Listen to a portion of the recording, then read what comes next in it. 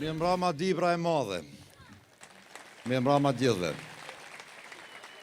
I dashur Zek, i dashur kryetari i ardhshëm i komunës Dibrës, Fisnik, i dashur Barcilistës, Afrim, e dashur femra e parë në listën e kandidatëve për këshilltar komunal Altina, të dashur funksionar, të nderuar aktivist të koalicionit Vlen, mirë mbrëma gjithëve, kënaqësi e veçantë të kthehem në Dibër. Dhe këtu po shihet qartë, nuk ka nevojë të diskutohet, më duket Dibra pas ka vendosur për ndryshim.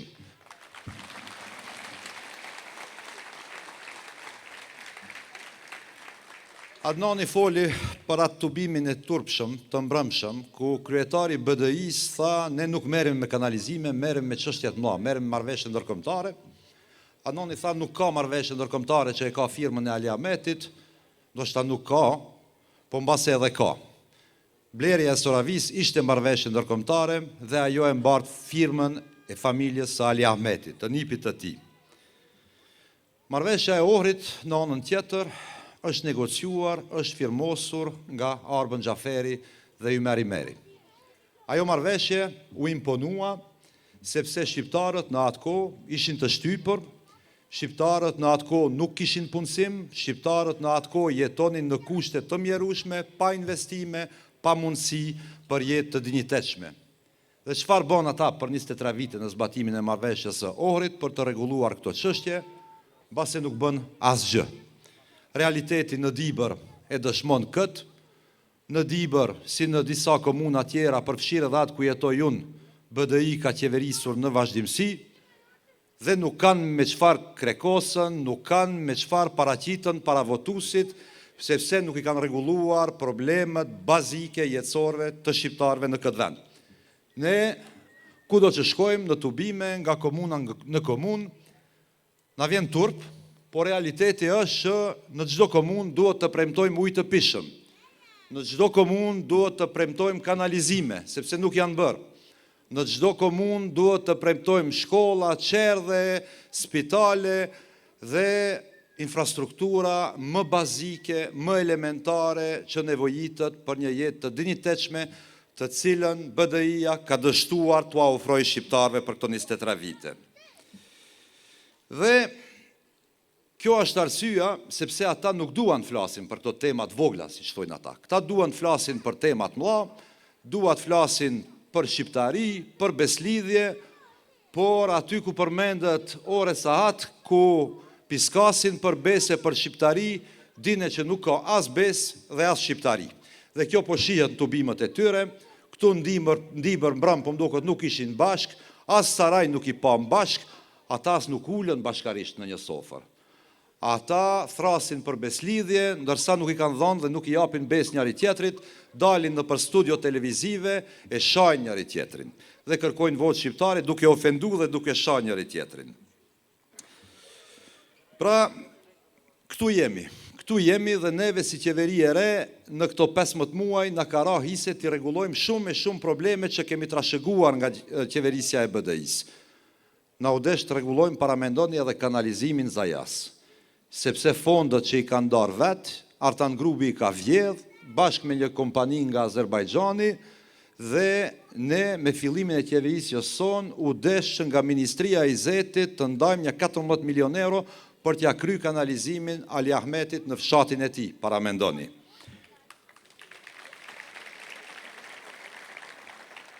Po ashtu, me fondet që i kemi tërhequr nga Britania e Madhe, Azir Aliu, Ministri i Shëndetësisë, është duke bërë përgatitjet për të ndërtuar spitalin e Kërçovës më në fund. 14 vite është premtuar, po nga këta që ishin pushtet, këtë qerek shekull, dhe nuk e kanë bërë asnjëherë, sepse nuk kanë qenë të interesuar. Ata kanë qenë të interesuar të vjedhin, të pasurohen, janë bërë multimilionera, kjo është e vërteta, por shqiptarët i kanë lënë në këto kushtet mjerueshme në të cilën i kanë gjetë kur kanë ardhur në pushtet. Ne do e bëjmë spitalin e Kërçovës shumë shpejt, do e bëjmë spitalin e Tetovës, do e ndërtojmë kampusin e Universitetit të Ri në Nat Terez, sheshin Skënderbeu e kështu me radhë dhjetra projekte në dobi të drejt për drejt të shqiptarëve të këtij vendi. Ne, do shta për 15 muaj kemi mund të bëjmë ma shumë, po unë krenohem shumë me gjitha rezultatët që i kemi. Në këto 15 muaj kemi investu 292 milion në komuna, prej tyre 82 milion në komunat me shumicë shqiptare. Vetëm në Dibër, Fisnik, me sa e di, janë diku afër 3 milion euro, 25 projekte dhe gjitha punimet që i shihni në qytet janë punime që mbajnë firmën e koalicionit Vlen, firmën e kësaj qeverie tonën.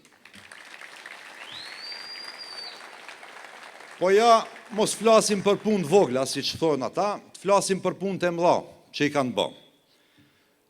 Një nga shtyllët, ndoshta më kryesorja e marrëveshjes së Ohrit, siç e dini, është çështja e përfaqësimit të drejtë dhe adekuat apo. Ligji për përfaqësim të drejtë dhe adekuat është dashur të sjellët qysh në vitin 2003. Nuk e kanë bërë. Përsëri për të njëjtët arsye, sepse nuk kanë pas as interes, as vullnet politik për të rregulluar këtë çështje. Madje para një 4-5 viteve e mbajtën një takim atje në parkun e Shkupit dhe thanë u përmbyll çështja shqiptare në vendin tonë. Nuk kemi më problem as me gjuhën, nuk kemi problem me përfaqësimin dhe marrëveshja e Ohrit në pjesën normative është kompletuar dhe rrjedhimisht e shpallën veten Partia Gjelbër. Tash kur dolën në opozit u kujtohet se nuk i kanë rregulluar këto çështje. Dhe se ne në vitin e parë të qeverisjes son e sollëm ligjin për përfaqësim të drejtë dhe adekuat dhe shumë ligje tjera për të cilat do flet Zeka besoj më vonë para jush. Te gjua shqipe, ata vazhdimisht kanë thënë bre se gjua shqipe është zyrtare. Gjua shqipe është e vullosur, është e vërtet. Është e vërtet se në kushtetut gjua shqipe është e vullosur si pasojë e marrëveshjes së Ohrit, por në praktik ne kemi parë gjendjen në institucione. Kur filluam qeveria, aty gjetëm me 10 qindra letra ndoshta të nënshkruara nga Dora Ertan Grubit, Talat Xhaferit, gjithë ministrat të BDI-s, letrat të cilat ishin vetëm në gjuhën maqedone, pra këta vetë kanë shpërfill gjuhën maqedone. Këta madje kanë pas kohë pas sjelljes së ligjit të fundit për dëgjuesinë në vendin tonë, për të mbyllur edhe ato lëndë në gjykatën kushtetuese që kontestojnë ligjin për gjuhat. Kishin aty gjyqtar të zgjedhur nga shumica e tyre parlamentare, e kishin kryetarin e gjykatës kushtetuese, i cili tani më është deputet i BDI-s, kanë mund të mbyllin këto çështje. Nuk i kanë mbyll.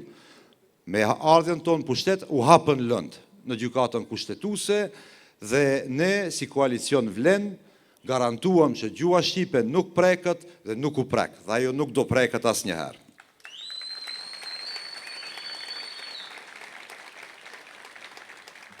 Pra, këta janë shqiptarët e Mjalkovit, realisht. Këta janë shqiptarët e Mjalkovit dhe të Vučićit, si që përmendi edhe Adnanin, lidhje me Ballkanin e hapur.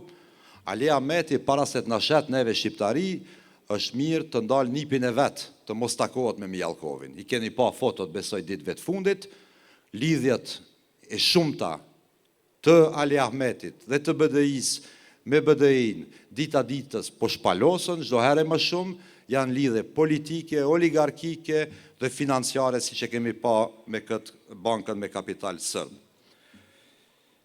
Dhe për fund, Bujar Osmani del këto ditë dhe thot do ketë zgjedhje në mars dhe në prill, ose në prill do ketë zgjedhje dhe garanton që BDI kthehet në qeveri.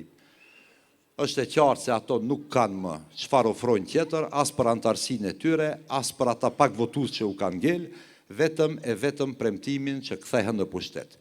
Ata nuk dinë të bënë opozit, nuk duan të bëjnë opozit, me këta njerëz që i kanë në parlament dhe në kryesi tyre, natyrisht nuk mund pritet asgjë e mirë, për 15 muaj sa janë në opozit nuk e kanë bërë asnjë propozim të vetëm në parlament për të rregulluar një ligj, për të rregulluar një politikë publike, vetëm e vetëm shpifje, vetëm e vetëm propagandë që është edhe kjo e kthimit në qeveri. Unë nga këtu u them BDI nuk kthehet në qeveri. Kjo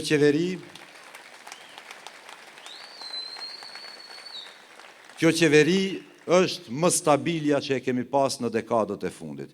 Kjo qeveri ka prodhuar rezultatet jashtëzakonshme, përmenda fushën e decentralizimit, investimeve në komuna, mund flasim edhe për 1.2 miliard euro investime të huaja direkte që i kemi sjell dhe shumë të tjera që do vinë sot besoj e keni dëgjuar edhe Bilal Kasamin i cili paralajmëroi investim 40 milion euro në Kodrën e Diellit, do ketë edhe shumë risi në çdo komunë shqiptare, do ketë investim, do ketë punësim dhe do ketë zhvillim. Fisnik, unë të roj fitore dhe besoj që me këtë porosi që u dha sonte fitore në rreth të parë pa ballotazh.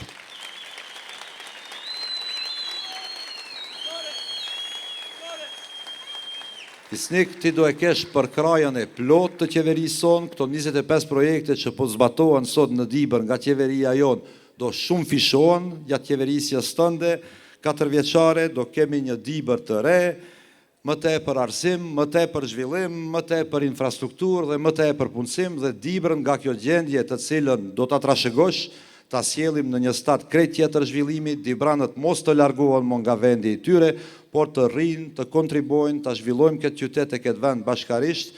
Urime Fisnik, shihemi me 19 për festën e fitores.